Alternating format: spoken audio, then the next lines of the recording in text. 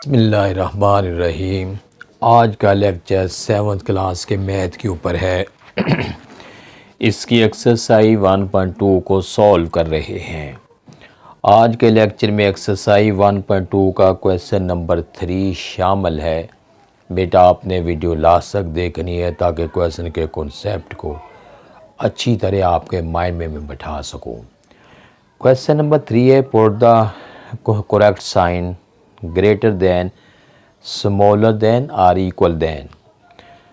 नीचे वैल्यू लिखी है 3/5, बॉक्स बना है 6/25। बेटा ये हमारे 3 साइन है, एक साइन स्मॉलर का है, एक ये साइन ग्रेटर का है, ये स्मॉलर का है, ये इक्वल का है। हमने यहाँ पे तीनों में से एक साइन लगाना है कि ये वाली वैल्यू छोटी है इससे, या ये वाली वैल्यू इससे बड़ी है, या ये वाली वैल्यू इसके इक्वल है। आगो तो बेटा इनके डिनोमिनेटर सेम होते हैं तो हमें फिर तो आसानी से पता चल जाता है ना कि वैल्यू कौन सी बड़ी है और कौन सी छोटी है। फिर तो हम जस्ट इनके न्यूमरेटर से ही असेस कर लेते हैं। लेकिन अगर इनके डिनोमिनेटर डिफरेंट हैं, चेंज हैं, नीचे इधर और है इधर और है। बेटा देखें 5 और 25 है। जब तक इनके दोनों के डिनोमिनेटर हम सेम नहीं कर पाते ना, असेस करना मुश्किल है कौन सी वैल्यू बड़ी है और कौन सी छोटी है। कैसे करेंगे? 5 और 25 का एलसीएम जो ये 25 होता है। या तो आप यूँ समझ लें या ये दिमाग में बिठा लें कि हमने दोनों के नीचे वाले जो वैल्यू है जिसको डिनोमिनेटर कहते हैं ये हमने सेम करने हैं। सेम कैसे करेंगे? ये तो 25 ऑलरेडी है, इसको अगर मैं 25 करना चाहूँ तो ये मुझे ऐसे करना पड़ेगा, फिर मुझे इधर भी मल्टीप्लाई करना पड़ेगा 5 के साथ, क्योंकि 5 5 25 है। अगर मैं नीचे मल्टीप्लाई करता हूँ तो मुझे ऊपर करना पड़ेगा ताकि क्वेश्चन का जो बैलेंस है ये ख़राब ना हो पाए। ये है 6/25 है। उसके बाद अब ये बन गया हमारे पास है 3 ये बन गया 15/25 बन गया है।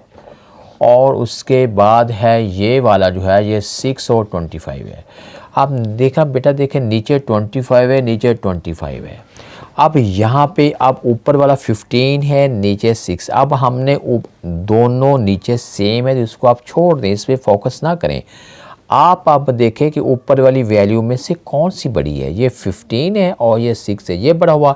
इसका मतलब ये हुआ कि पहली वाली वैल्यू बड़ी है, आपने इसके अंदर ही लगाना। ये तो एक किस्म का रफ साइड पे रफ वर्क में आपने ये सारा काम करना है। ये आपका सारा काम जो है, ये आपका सारा काम रफ वर्क में होता है, जस्ट ये चेक करने के लिए कि आपका ठीक है या ठीक नहीं है। ये हमने कर लिया है फर्स्ट पार्ट। उसी क्वेश्चन का क्वेश्चन 3 का सेकंड पार्ट हमारे पास है, वो है 7/10 है।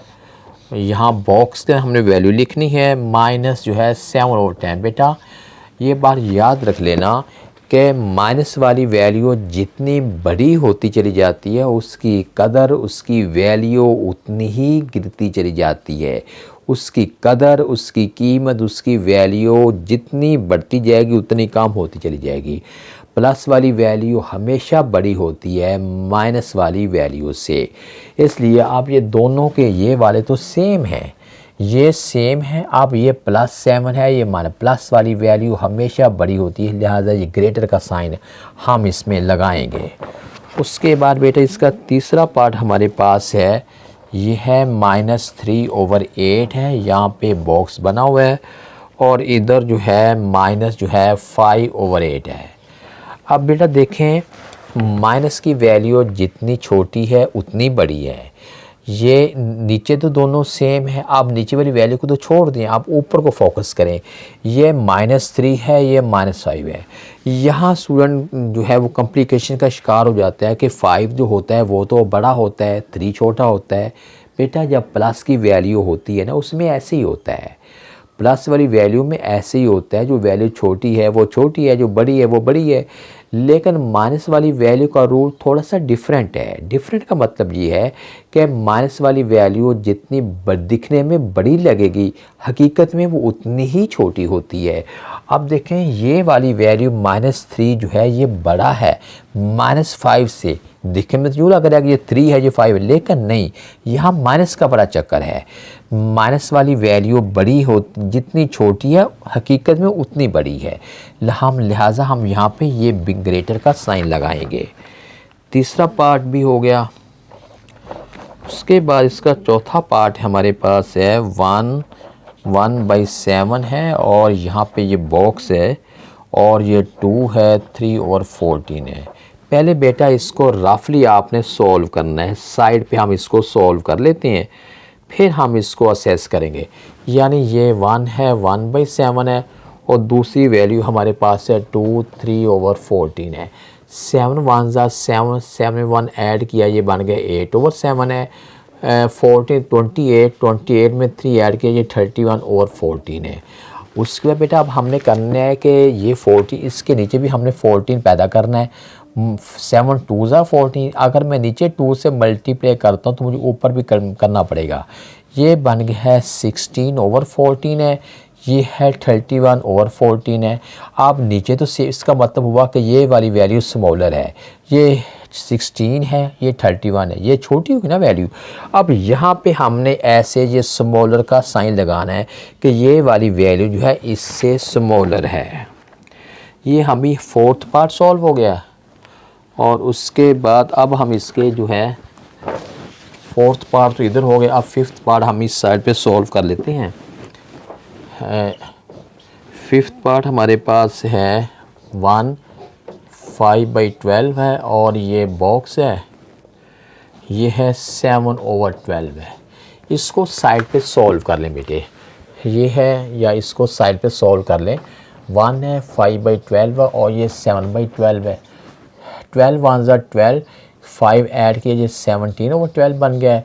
ये है 7/12 है। नीचे दोनों के सेम है। अब ऊपर को नोट करेंगे, ये 17 है और ये 7 है, ये बड़ा हुआ। अब हमने ग्रेटर का साइन जो है इधर लगा देना है।